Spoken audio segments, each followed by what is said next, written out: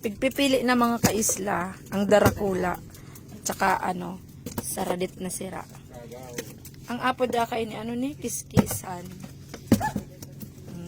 Kasi aban-aban po madumana, malipat na po sa sa sarong sagkad, panduwang sagkad. Ini po, tibaw pa lang po ini sa promirong sagkad. Yan, mga kaisla.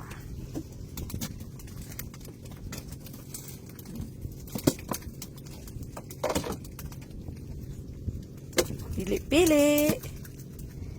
Siram ka ini. Araw ka yung sira, masiram din ini. Ano yung sabawan. Nay, gagatasan ka kayo ni.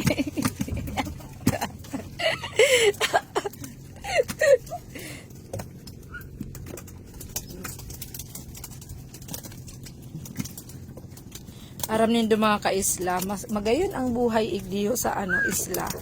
Pag mahigos ka,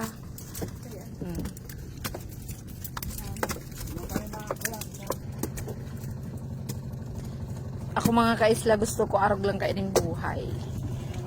Itong simple lang. Makakan kaning preskong sira. Tapos matanom kaning gulay. May pangalo na, di ba? Pangalo sa gulay. May talbos kamuti ka sa imong bakuran. May kangkong, may okra. May kalunggay. Tapos may may kangkong, tapos may duwang pidaso ka kang sira na ini. Ano pa? Solve na. Ang paghigupan mo ning sabaw kaan. Portina. Ngunyan na mga panahon, simpleng buhay ang magayon. Basta kita, healthy ang kinakakan. Di ba mga kaisla?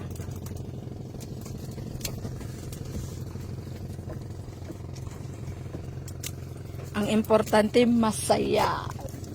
Di ba? Masaya. Di ba? Masaya. Masaya. Tapos tingin na kanya. Ang mga problema, andyan lang yan. Pero ang importante, may preskong sira.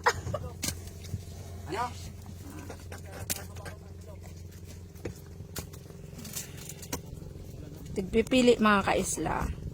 Yung mga saradit, tsaka mga darakula.